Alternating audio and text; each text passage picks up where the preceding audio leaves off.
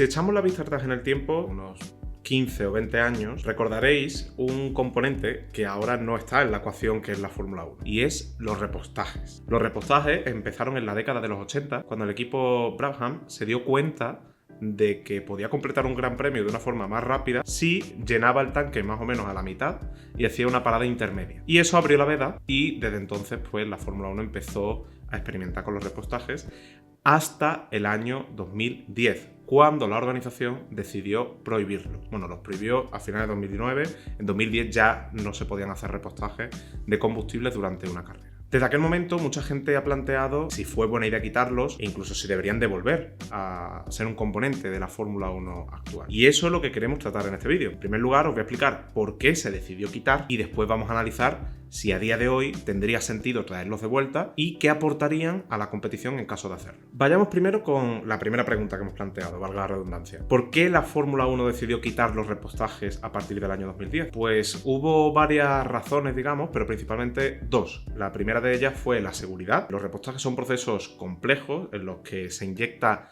un combustible altamente inflamable en un coche que está caliente y a mucha presión, porque la gente quiere salir cuanto antes de la calle de boxes para perder el menor tiempo posible, y eso obviamente conlleva un riesgo, es un proceso arriesgado. Y si echamos la vista atrás veremos muchos sucesos en los que se produjeron incidentes, ¿no? Mangueras que se arrancaban porque el coche arrancaba antes de tiempo y se la llevaba arrastrando, algún que otro incendio, alguna que otra llamarada leve.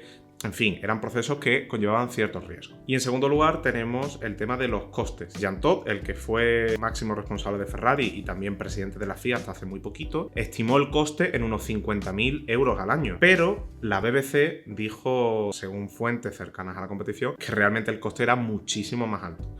Era alrededor de 1 millón de euros por temporada, y no me refiero al coste del combustible en sí, sino al coste del equipamiento, de fabricar el equipamiento, de diseñarlo, de transportarlo. Todo eso suponía un coste extra para los equipos de 1 millón de euros. Y la Fórmula 1, como sabemos, lleva ya un tiempo intentando reducir los costes, quitar gastos entre comillas superfluos, hacer que todo sea más sostenible desde un punto de vista económico. Vale, y ahora explicado esta parte del pasado, vamos a analizar si tendría sentido que la Fórmula 1 trajera de vuelta los repostajes a día de hoy. En primer lugar, vamos a centrarnos en los dos puntos que acabamos de comentar, el de la seguridad y el de los costes. Por un lado, el de la seguridad seguiría siendo un problema, porque aunque es cierto que a día de hoy se podrían desarrollar tecnologías que hicieran más seguros ese proceso, no deja de ser un combustible inflamable que se inyecta a alta presión en un coche que claramente está caliente porque su motor está bastante caliente al estar operativo. Así que, aunque se puede reducir el riesgo, supongo, con nuevos desarrollos y nuevas tecnologías, el riesgo va a seguir estando ahí, porque también es un momento que se hace a presión, es decir, se tiene que hacer lo más rápido posible para que el coche salga. Y después tenemos el tema de los costes, que a día de hoy evidentemente seguiría siendo un problema, teniendo en cuenta además que ahora tenemos el límite presupuestario en todos los equipos. Entonces, los equipos grandes preferirían destinar ese dinero a otra cosa, y en los equipos pequeños cada euro cuenta, así que si se pueden ahorrar 1 millón de euros al año, pues probablemente mejor. Vale, pero vayamos más allá. Dejemos estas cosas a un lado. ¿Mejoraría el espectáculo traer los repostajes de vuelta a la Fórmula 1? La lógica nos hace pensar que sí. ¿Por qué? Porque los repostajes al final son una variable más a tener en cuenta.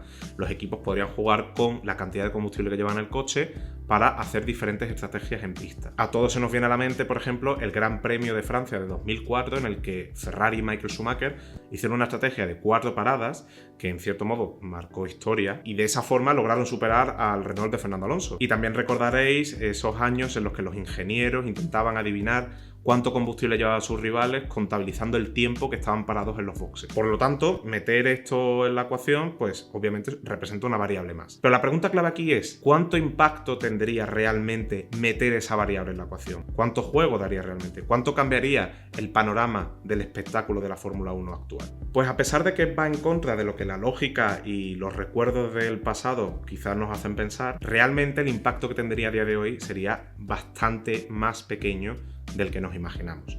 Pat Symonds, un ingeniero bastante conocido en el mundo de la Fórmula 1, dijo en 2015 que el traer los repostajes de vuelta a la Fórmula 1 no tendría prácticamente beneficios, porque al final todos los equipos acabarían haciendo las mismas estrategias. Todos los equipos identificarían cuál es la estrategia más óptima, más ahora que tienen una cantidad ingente de datos del coche, de la pista y de los ritmos de los rivales, y terminarían haciendo lo mismo, terminarían haciendo estrategias con muy sutiles diferencias, ¿no? Como a lo mejor parando una vuelta o dos más tarde que sus rivales o más pronto, pero al final hablamos de diferencias muy pequeñas que no supondrían un cambio notable para el espectáculo. Y esto en realidad no es algo nuevo. En los años en los que tuvimos los repostajes se vio que el impacto real que tenía pues era limitado. Todos recordamos esas carreras icónicas con estrategias muy controvertidas, muy peculiares, muy llamativas, pero en el grueso de las carreras la realidad es que no tuvieron tanto impacto esa variedad de estrategias. De hecho, en la gran mayoría de los casos, los pilotos que terminaron en las primeras posiciones acabaron haciendo estrategias prácticamente idénticas. Por lo tanto, aunque la historia y los recuerdos nos hacen creer algo distinto, la realidad es que en aquellos años los repostajes no eran tan determinantes como quizás recordamos, o al menos no en el grueso de las carreras. Otro factor a tener en cuenta es cuánto impactarían esas variaciones de combustibles que permitirían los repostajes en los coches actuales. Porque recordemos, los coches actuales son mucho más eficientes que los de hace 15 o 20 años. Son capaces de recorrer más distancia a velocidades similares consumiendo menos combustible. Es decir, entre un coche que lleva combustible para hacer 15 vueltas y un coche que lleva combustible para hacer 20 vueltas, la diferencia en tiempo por vuelta que implicaría esas 5 vueltas extras de combustible es menor en 2022 que, por ejemplo, en 2005. En 2005, para hacer esas 5 vueltas extras, tenías que echar más kilos de combustible porque el motor consumía más. Y al echar más kilos de combustible, penalizabas más en el tiempo por vuelta que a día de hoy. Personalmente tenía curiosidad por saber cuánto más rápido podría ir un Fórmula 1 actual si metiésemos los repostajes en la ecuación. Es decir, por cada vuelta extra de combustible que lleva un coche, cuánto se estaría ahorrando en tiempo. Y por lo tanto ahí podemos ver cuánta diferencia realmente habría en tiempo a lo largo de un periodo de 5 o 10 vueltas, ¿vale? Es decir, cuánto ganaría de tiempo si un coche parara 5 o 10 vueltas antes que su rival. Para hacer los cálculos, obviamente no lo hemos podido hacer con toda la precisión que me gustaría porque hay muchos datos que no son públicos y también hay ciertas evoluciones que no son lineales, pero bueno, nos sirve para ejemplificar un poco cuánto realmente impactaría ese extra, esas variaciones de combustible entre un coche y otro. ¿Qué es lo que hemos hecho? Hemos cogido el Gran Premio de Australia como referencia, hemos cogido la pole de Leclerc y los tiempos que estaba haciendo al principio de la carrera. La diferencia más o menos en tiempo por vuelta son unos 6 segundos redondeando, pero en esos 6 segundos tenemos que descontar algunas cositas. Por ejemplo, en la vuelta de la pole, Leclerc va con neumático prácticamente nuevo y no tiene que cuidar el neumático en absoluto, por lo tanto es un factor que beneficia. También tiene un modo de despliegue eléctrico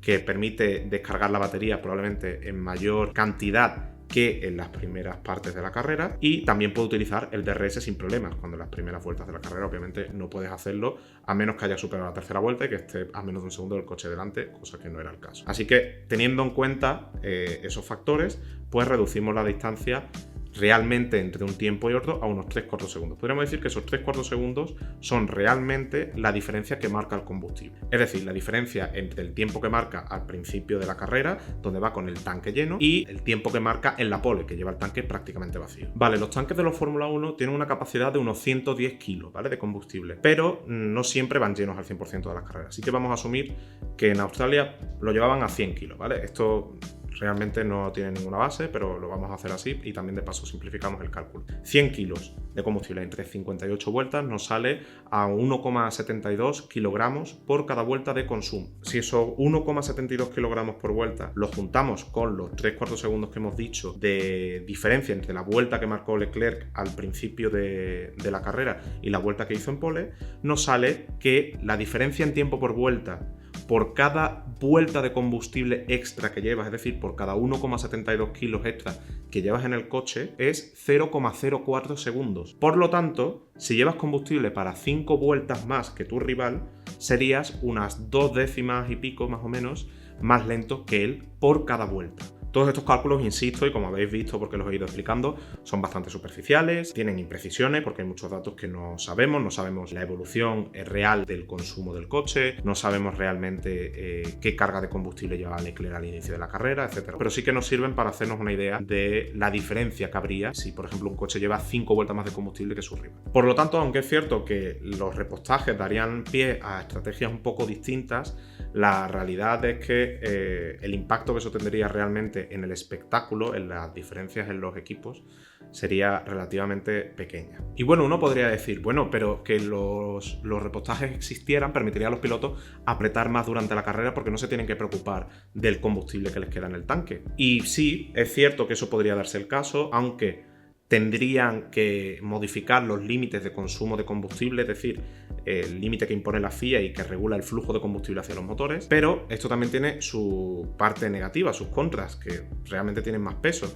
En primer lugar, esto iría en contra de lo que la Fórmula 1 persigue, que es una mayor eficiencia y contaminar lo menos posible, porque si le das manga ancha a los equipos y a los pilotos para que consuman más cantidad de combustible, si las cuentas les cuadran, es decir, si consumiendo ese extra de combustible van a conseguir ir más rápido, lo van a hacer, pero ¿a qué precio? A consumir más combustible, por lo tanto probablemente acaben siendo motores menos eficientes y también a costa de contaminar más, porque al final estás consumiendo más combustible y vas a emitir más gases. Y la Fórmula 1, como decimos, como campeonato está intentando ir en una dirección contraria. Buscan hacer coches cada vez más eficientes, es decir, que con la misma cantidad o menos de combustible sean capaces de recorrer más distancias o ir más rápido y obviamente también quieren tener un impacto positivo en el medio ambiente. Y por otra parte, que todos los coches sean capaces de ir un segundo más rápido porque tienen menos carga de combustible y pueden jugar con eso, realmente no mejoraría el espectáculo, porque al final lo que determina realmente un buen espectáculo es que haya adelantamientos, que haya batallas, que haya altercados, no que todos los coches vayan un segundo más rápido, porque no te das cuenta,